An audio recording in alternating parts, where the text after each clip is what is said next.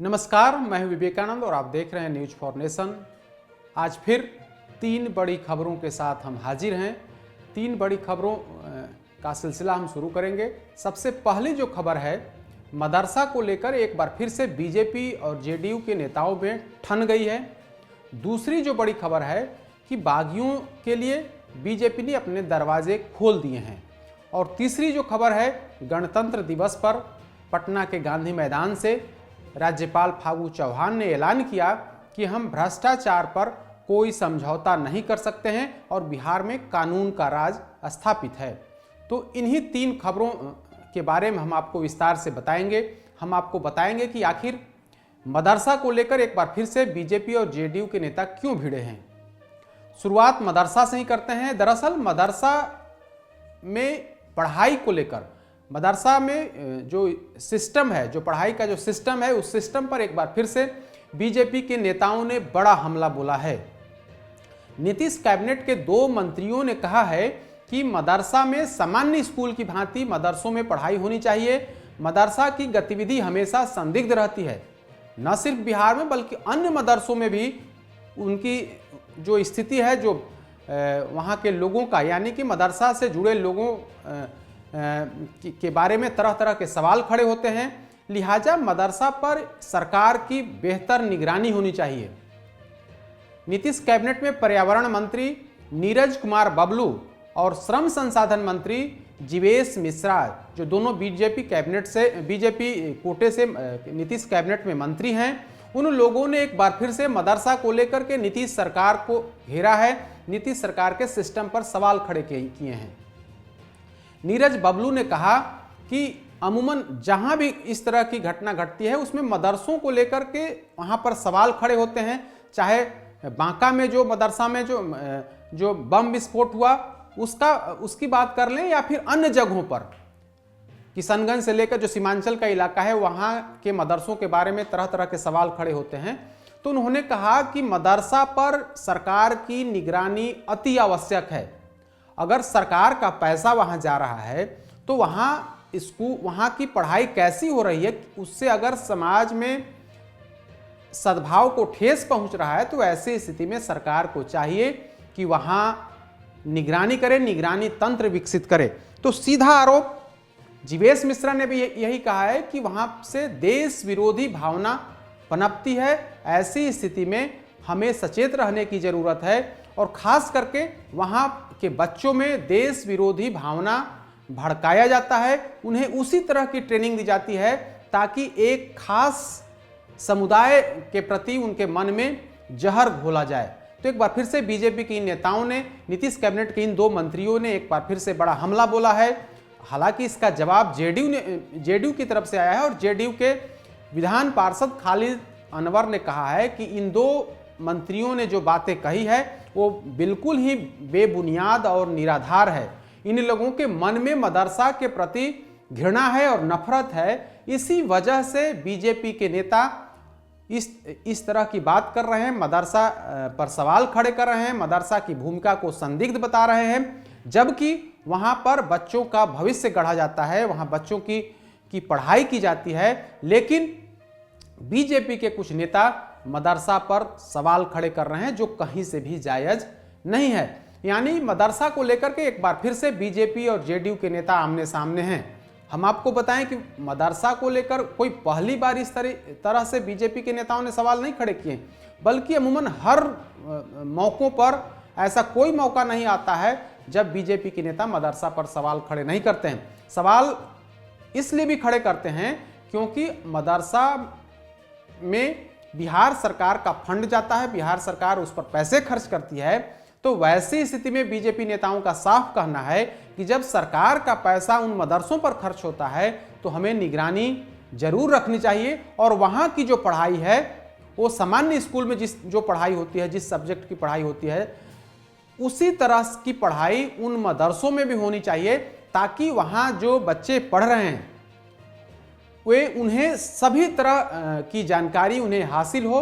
तो इन्हीं मुद्दों को लेकर के बीजेपी के नेता लगातार हमला बोलते हैं। हालांकि जेडीयू नेताओं की तरफ से इसका करारा जवाब भी दिया जाता है। आज खालिद अनवर ने कहा कि इन लोगों की जो बात है, इन लोगों की जो मांग है वो बेबुनियाद है, इन लोगों का जो आरोप है वो बेबुनियाद है, और सरकार जो अगर उनकी मदद भी करती है मदरसों की, तो नियम है, उस नियम के तहत नीतीश सरकार मदद करती है। जहां तक इन 2 मंत्रियों का बात है, तो इन 2 मंत्रियों ने जो सवाल उठाए हैं वो पूरी तरीके से गलत है।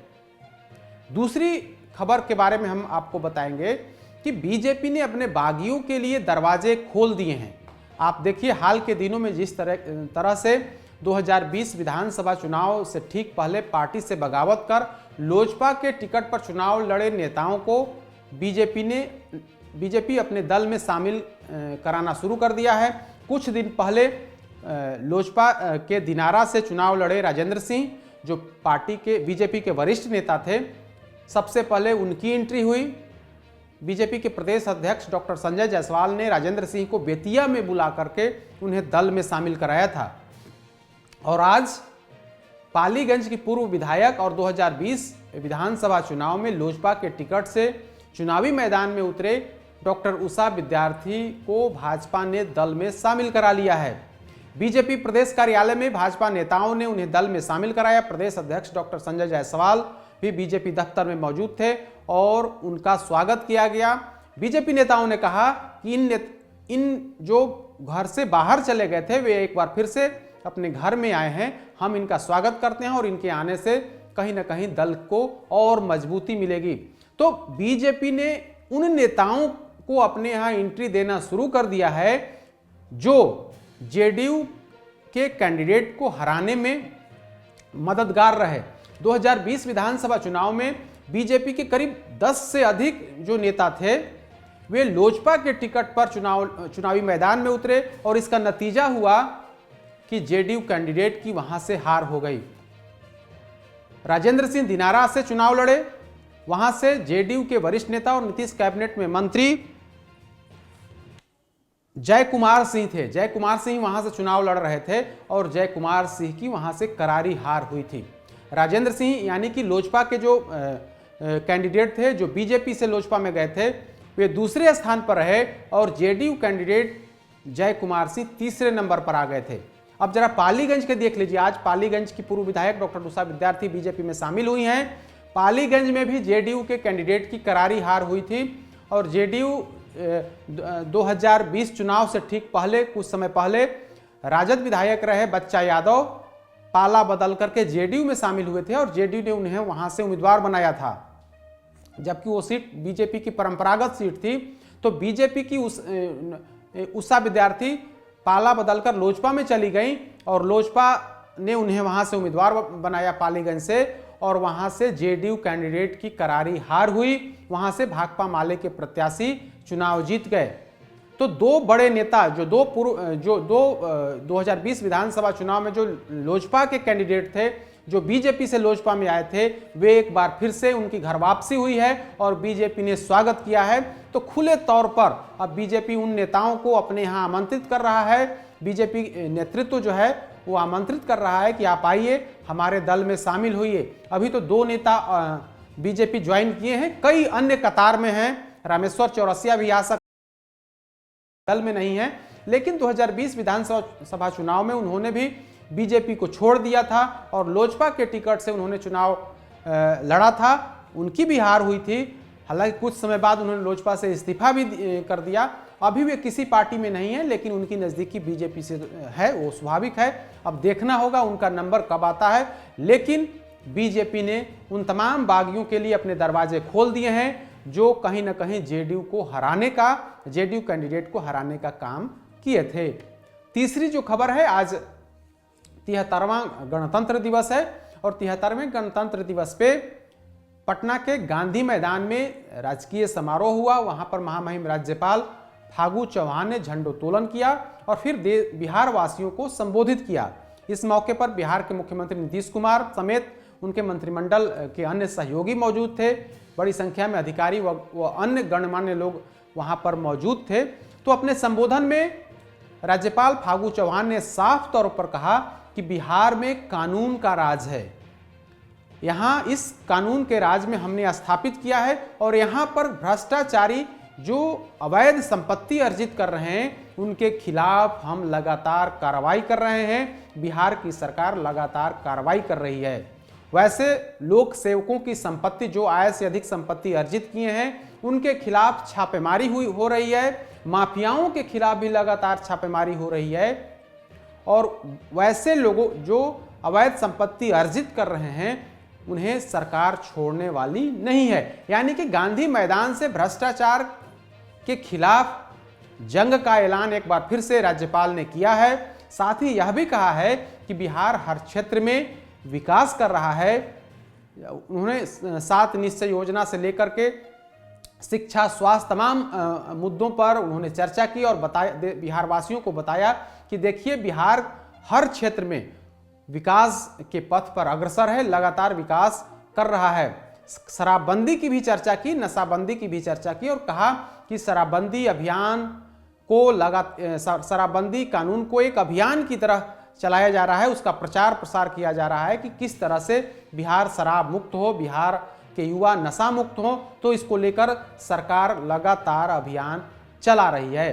तो इस तरीके से राज्यपाल फागू चौहान ने साफ तौर पर कह दिया कि बिहार सरकार विकास के पथ पर अग्रसर है। हम भ्रष्टाचारियों से समझौता नहीं करेंगे, हम माफियाओं से समझौता नहीं करेंगे।